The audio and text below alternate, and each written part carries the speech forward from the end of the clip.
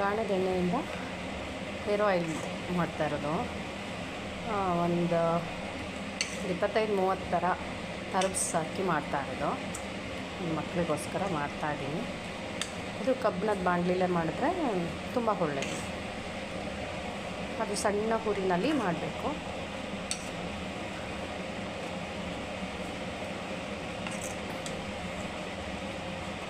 Colour change ಆಗ್ತದೆ.